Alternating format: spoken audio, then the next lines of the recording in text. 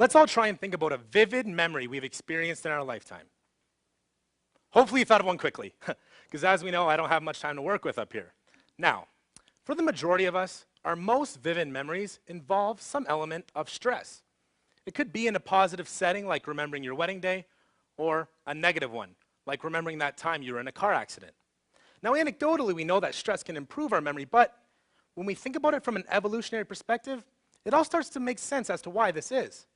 See, animals that remember stressful, near-death situations are then better able at handling and coping with similar life-threatening situations in the future, thus making these animals more fit for survival and more likely to pass this trait on to their progeny. And while this stress memory phenomenon is important for the survival of species, unfortunately, there's a negative side to this coin as well. Take, for example, a soldier returning home from war with post-traumatic stress disorder, with horrific images imprinted in their mind to the point that they can't even unsee these terrible sights.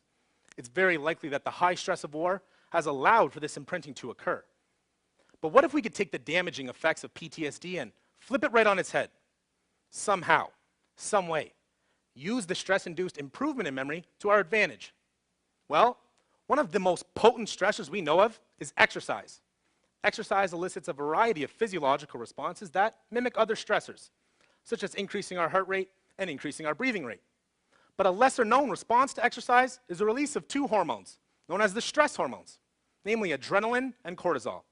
And these two partners in crime have actually been shown to improve memory in animals and in humans.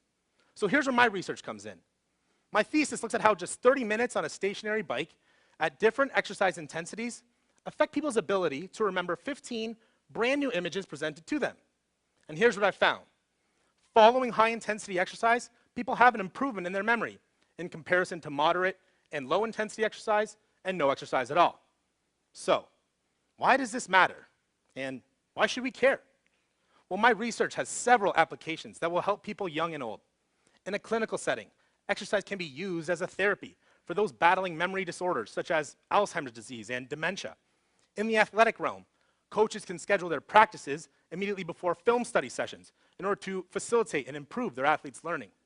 And lastly, my research has direct applicability to the field of education. My research shows that phys ed is a way to bolster student learning across the board in all subjects. We have this unique opportunity to improve our students' mental health while at the same time allowing them to gain the well-known physical health benefits of exercise as well. To conclude, I'll leave you with this. It has been said that as humans, we are nothing more than just a collection of our own memories. So let's try and make the most and the best of ourselves. Thank you all so much.